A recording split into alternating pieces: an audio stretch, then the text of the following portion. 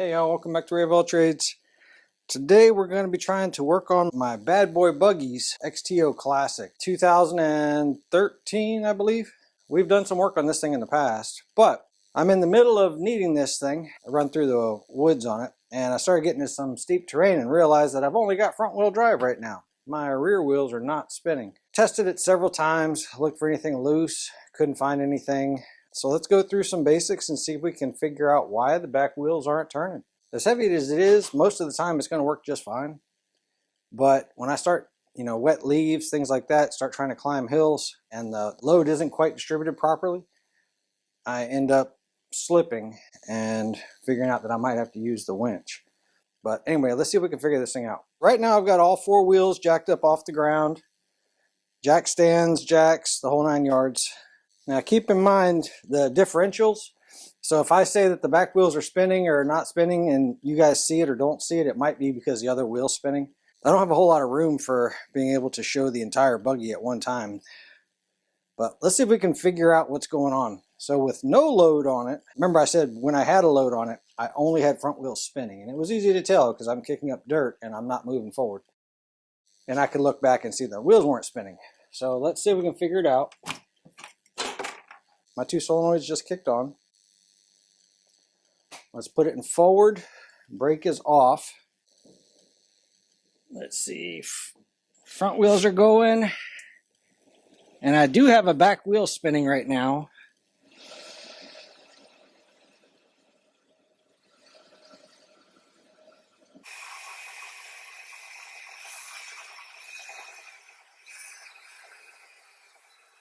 So right now the back wheel is spinning.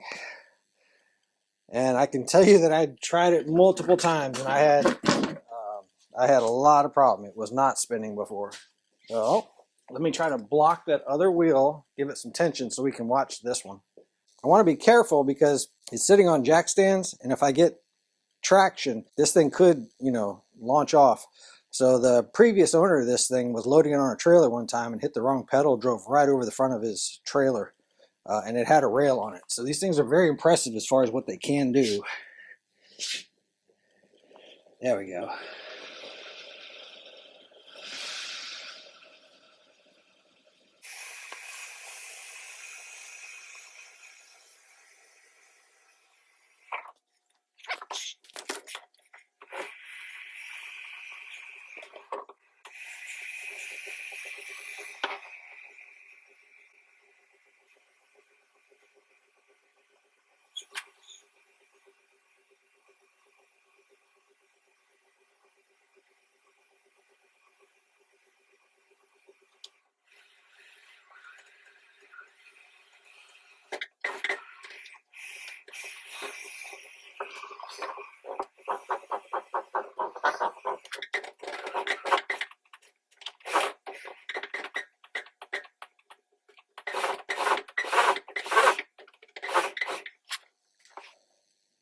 All right, so better than 15 minutes of trying to get this thing to fail, and I couldn't. The odd part is I went 2 weeks of using this thing and I couldn't get it to work. Now I have a nice rainy day and it's working just like it's supposed to. So I believe I'm looking at a loose connector. So tell you what, let's just go through, since everything's working right now. I'll show you the steps I did, and we'll still do some preventative possible repairs. I really wanted to show you guys what was going on, and unfortunately I can't right now. So tell you what, let's do some diagnosing anyway. See if we can figure out what was going on with it. So I've got it back in neutral. I'll turn off the key, and then when we turn it back on, we're going to be listening for a really rapid 2 clicks. That's those 2 solenoids. Okay, you ready? There was 2 of them, and I'll show you how I know that it was 2 of them.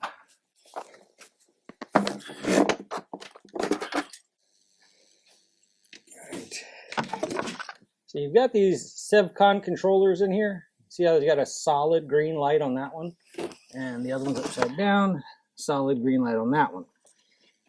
Let me show you what it does when it fails. Let's turn the key off. This wasn't my problem, by the way, but So the key is, now the key is turned off. I'm going to shove it in gear and then turn it on. Now they're doing their self-tests. And that's called a 2-blink error code. So on that controller and that controller. All right, so this thing does a self-test when it fires up, and it checks the status of the brake pedal, checks the status of the accelerator pedal, the 2 circuits. I will try to remember to link the error codes in the description, as well as the wiring diagram, you know, these pinouts. So this is the contact for one motor. This is the contact for the other motor. And then the 2 solenoids that we're looking at are right here. 1, 2. Those 2 are tied together right here. And the one feed goes to one motor. One feed goes to one motor. The other feed goes to the other motor. So I'll tell you what, knowing that I'm probably looking at a loose connection somewhere, why don't we just go ahead and check all of the connections that I can find. I know that I don't have a power source problem because my front wheels just kept going. So the power source is common for both of them. My fronts kept going. My rears are what stopped. So let's find out which controller is the rear, which controller is the front, and see if we can find something related to those 2.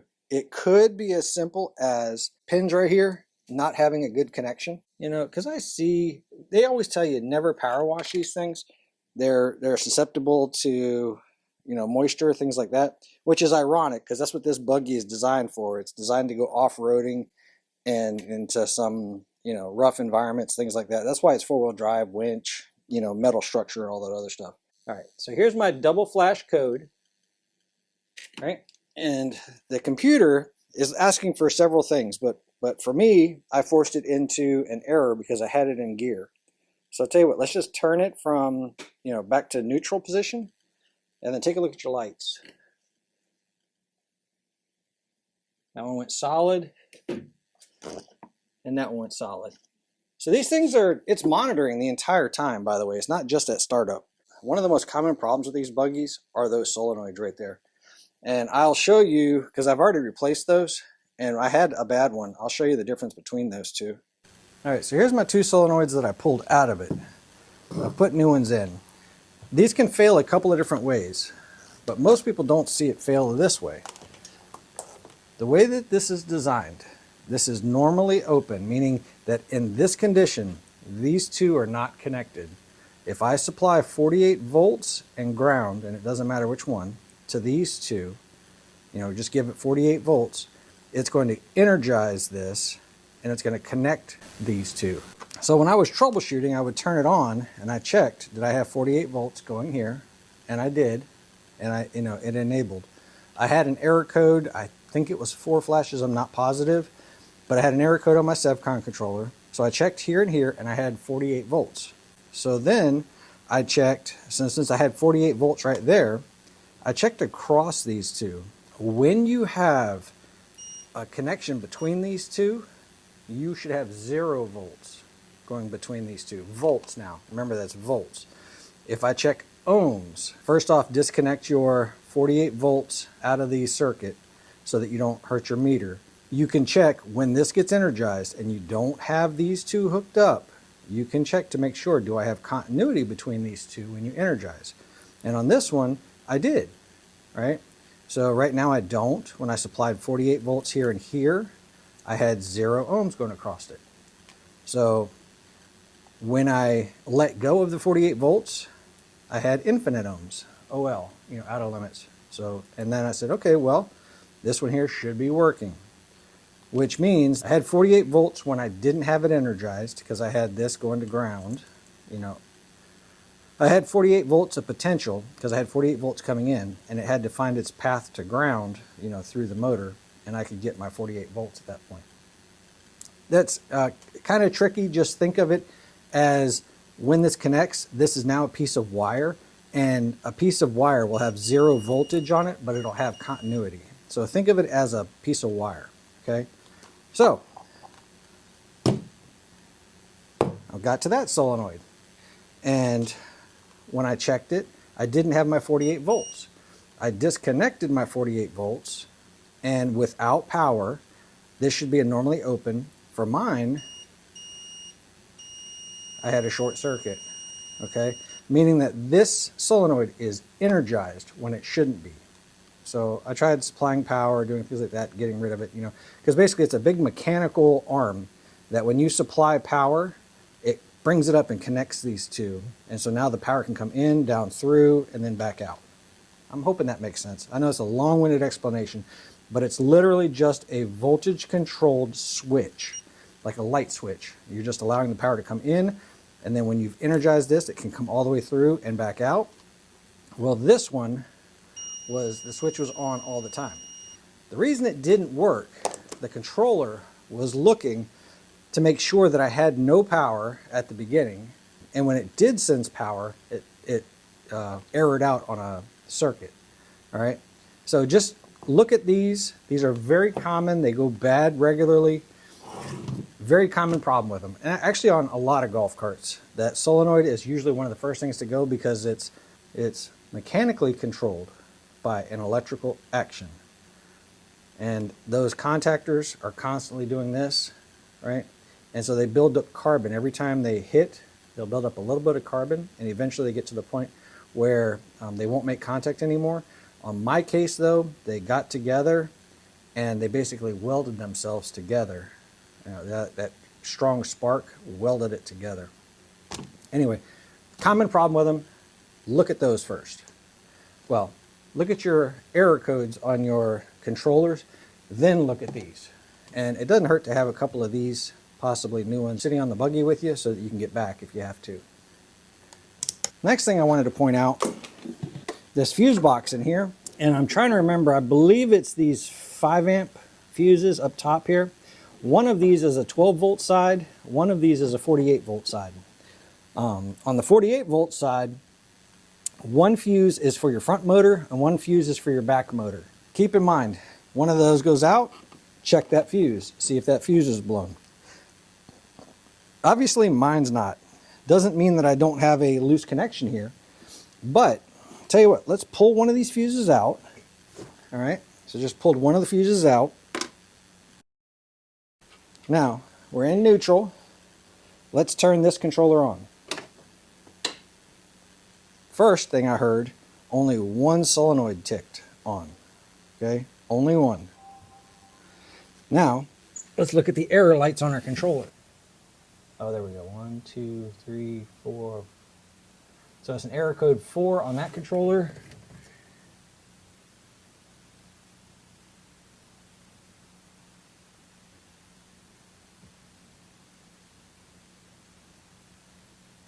And that was just constantly flashing, it looks like. If not, it might be an error code 3. They are slightly different. All right, turn this off. Let's put that fuse back in and we'll pull out the other one.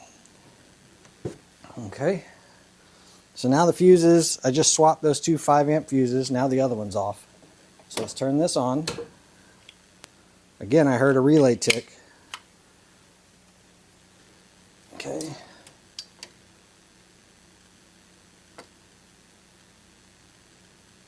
That one appears to be constant. And this one, 1, 2, 3, 4. Okay. So the fuse obviously makes a difference. So one controller is saying, hey, I've got no power. The other controller is saying, hey, the other motor has a problem. Because there is an interlock between these two motors. Okay, shut it off. I'm going to try to post the wiring diagram that I've been using. I'm hoping that I don't get in trouble. I'll try to give everybody the credit that they deserve. I want to say it came from Cartaholics. But I mean, it's an awesome wiring diagram. It has helped me troubleshoot and, you know, wire this buggy up before. Keys off. Let's disconnect power from the power supply and start disconnecting contactors and controllers and you know, any kind of power lugs I can find. I'm going to identify which one's the rear motor. Once I do that, we'll start disconnecting just any connector we can find and see if anything's loose, anything's corroded. And the reason I'm going down that path, I hope y'all understand. The power supply we know is good because the front wheels move. It's only the rear wheels that aren't moving. My controllers, when I had that problem, I looked at the controllers, both lights were solid. So the controllers both thought that they had everything fine. When they tried to supply power, the rear wheels didn't spin. Very likely I'm looking at brushes, but before I pull the motor apart, I want to make sure that I've got all kinds of power. What I planned on doing was showing you guys that the rear wheels aren't spinning, my controller was good, I had power, you know, we were going to start checking power here and work our way back to the motor and see if I had power going into the motor. And if I did and it still wasn't spinning, I knew I had a brushes problem. That's what I intended to do. Obviously, you know, it didn't work. Okay, on mine,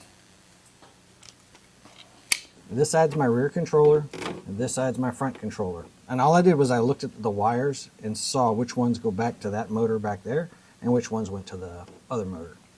All right, then you're looking at your controllers. This one says B minus right there. This one says B plus, meaning I expect negative 48, you know, or ground actually, to be here. And keep in mind, on a golf cart, ground is not necessarily ground.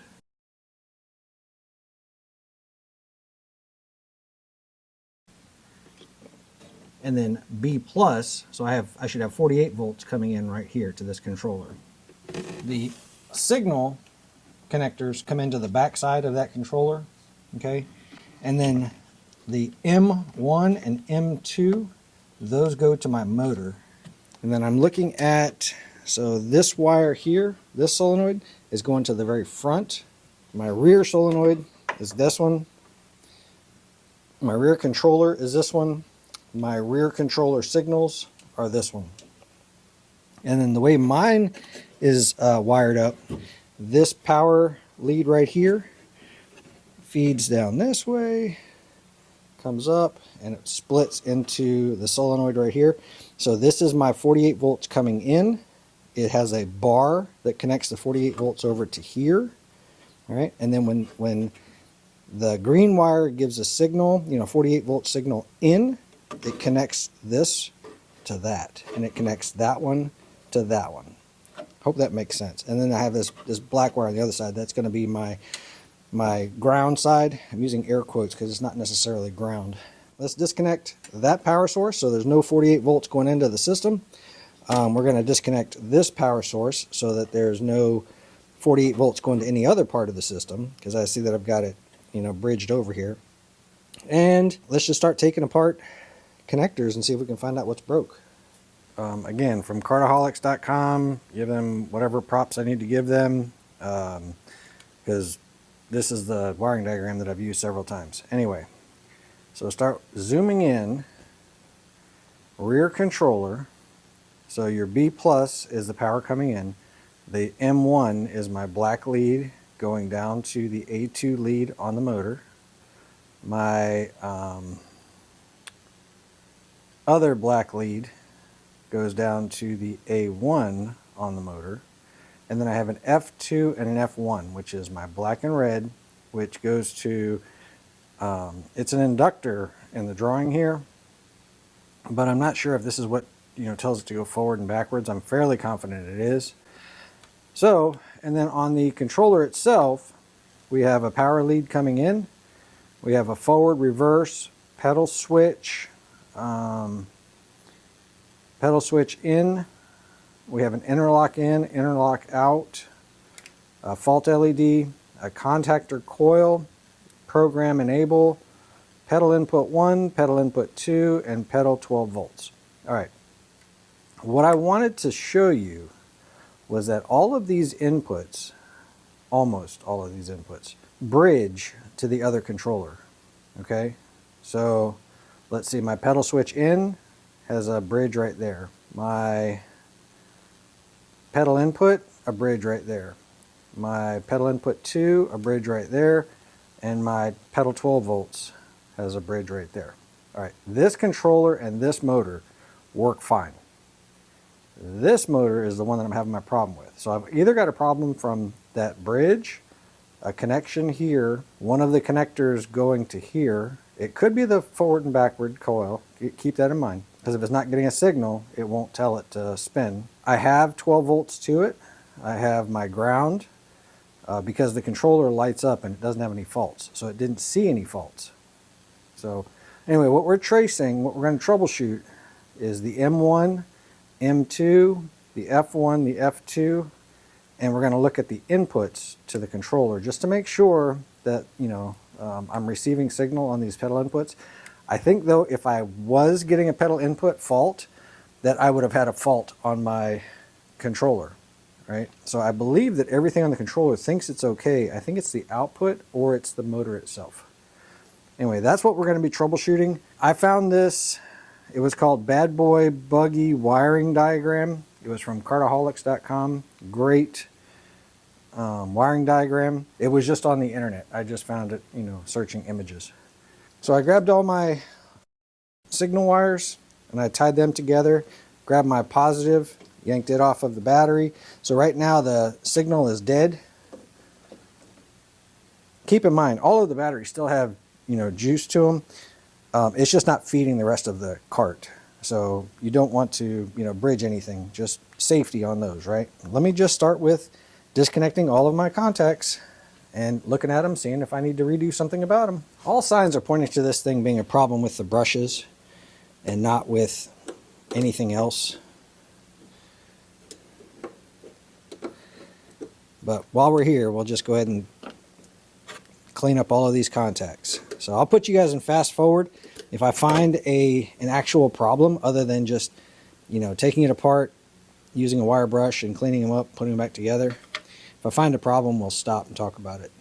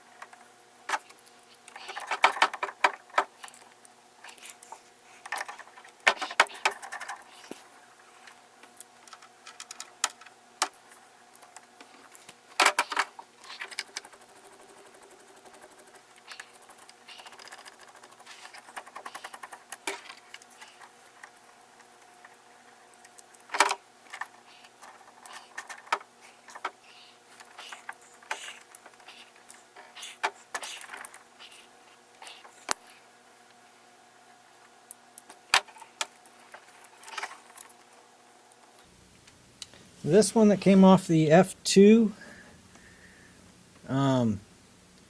does have some corrosion. It doesn't look like a great connection. I mean, I've seen a whole lot worse than this. I'm just looking for anything that could, you know, be indicative of a problem, but that one might have a little bit of corrosion showing up. I do see some shiny here, and I have some shiny down here. So anyway, let's clean that up, put it back on.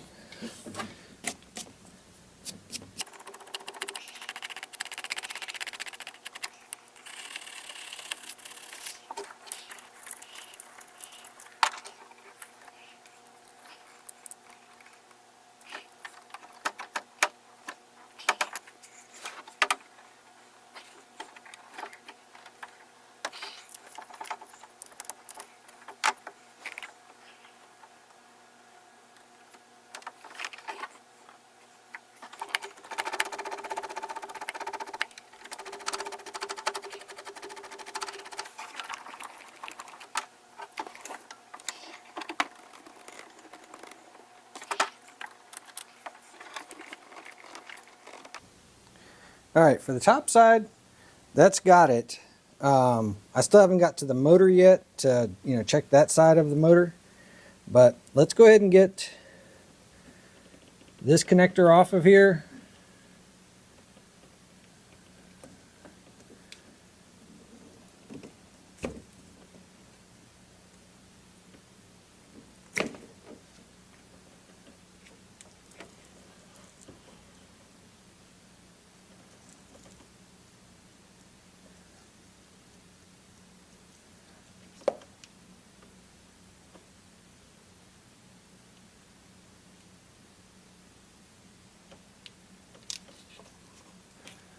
So I grabbed my pin fitment, and I'm going to do what's called a drag test. Best I can tell, it's the 0.060 inch diameter.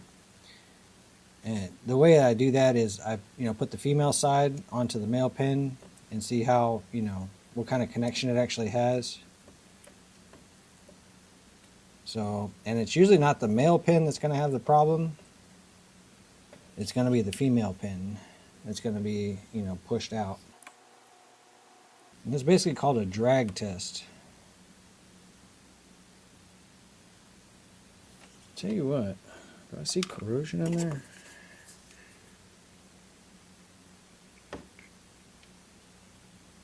No. No, that part looks okay. So now let's check the female side and see if that drag test passes.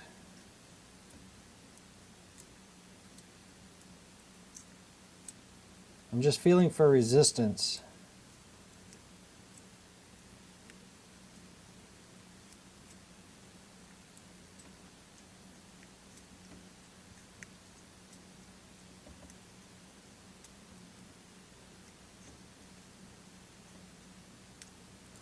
Yeah, they all seem to have decent resistance on them.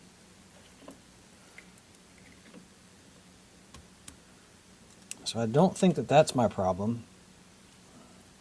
I was thinking that maybe that there was a wire that was, basically wallowing out. It's not making good contact.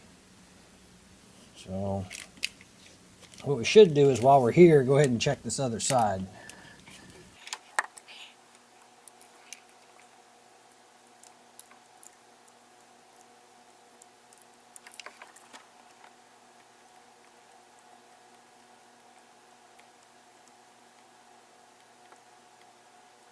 Yeah, those all feel pretty good.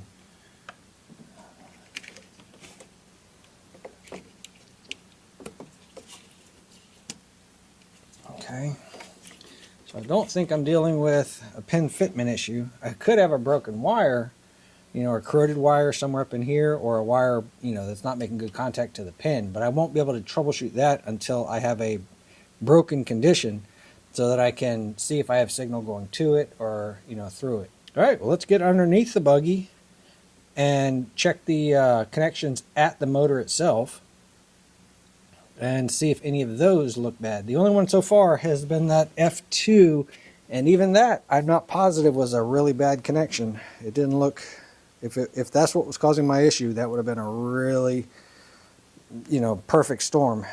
So, because it wasn't that bad. All right, so we're underneath the buggy. We are looking from the back side in. Got two motor connections right here. Here's my F1 connection, and then this is going to be my, I think it looks like a A1 connection. So one's a 7/16, one's a ½ inch.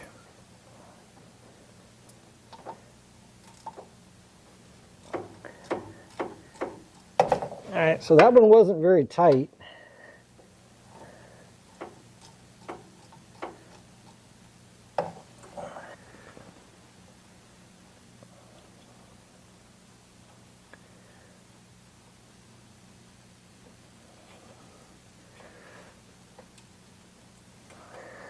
I do see some shiny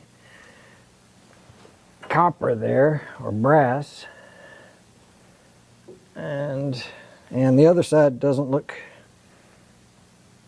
too bad. So it wasn't tight, but it also doesn't look terrible. So the other side of this is the brushes, and I'm scared to pull that loose for fear of twisting up the wires that are on the inside there. But what I will do is just give it a little turn. Sometimes that can cause it to, you know, clean up.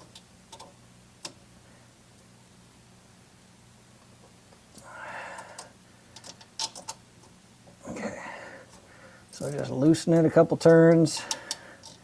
Actually, it doesn't look like it's turning, so, and it's coming off fairly easy. I just don't want to spin that stud because I don't want to spin those wires inside there.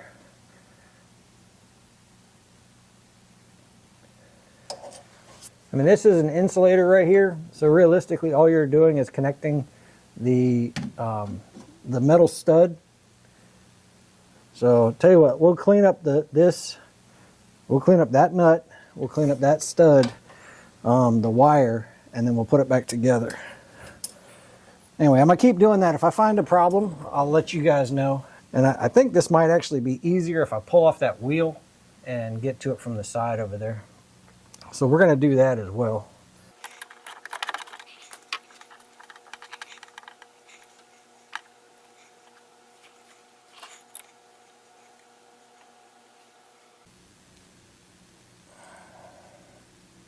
All right, y'all, we might have found something. There's some significant corrosion, I guess, on these brass nuts and on the washers. Like this one here is completely black, like it wasn't possibly making a connection. So, and then keep in mind that the threads themselves also are what's making a connection too. So this could have been part of the problem. So I'm gonna get this on a wire wheel, brass wire wheel, get all this hardware cleaned up, try to clean up those the studs on the motor a little bit better, and put those back together. And then we're gonna do the same thing to the F1 and F2, which I believe is, like I said, tells it to go forward backward. So y'all give me just a few minutes to get all this cleaned up because it's gonna take some time. I don't want these things to go flying, and we'll try to put it all back together. We'll check the other side. I don't know if the light's showing it properly, but I got all of the faces on all of them shined up really well.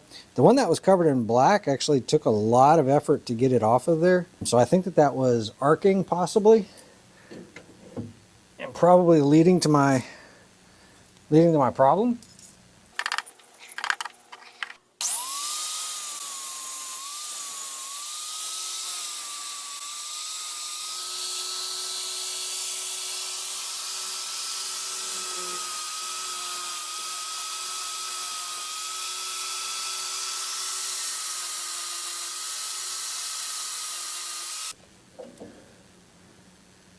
Yeah, that looks much better.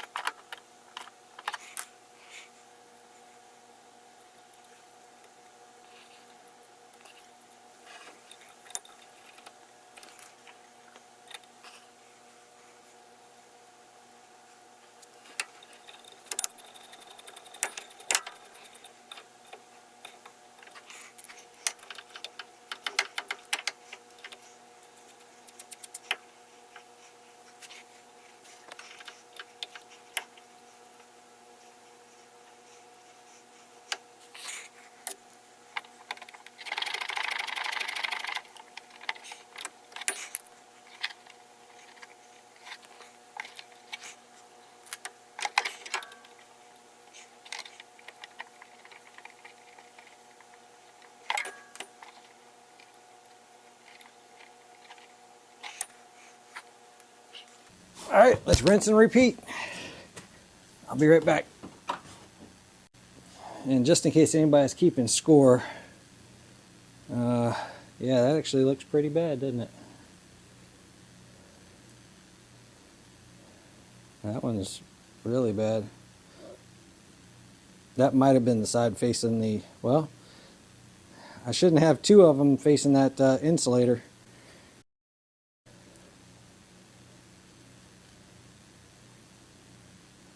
That one's probably the one facing the insulator, right? We might have found our problem. Let me get these cleaned up. I'll get it all back together. Alright, she's all normal back up. I did put a chock underneath that other wheel trying to, make sure that we can see these spinning. But, like I said, we found a problem, a potential problem. Don't know what else to do other than just let y'all know if it fixed the problem. Let it sit for, let the video sit for a couple weeks. Keep trying it. If it fails again, we'll tear in and probably go after those brushes. Alright, so forward position. Let me get out the way.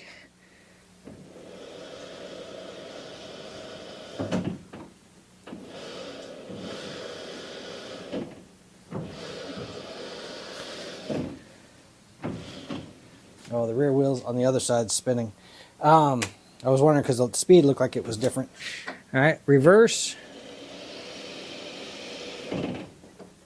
Forward.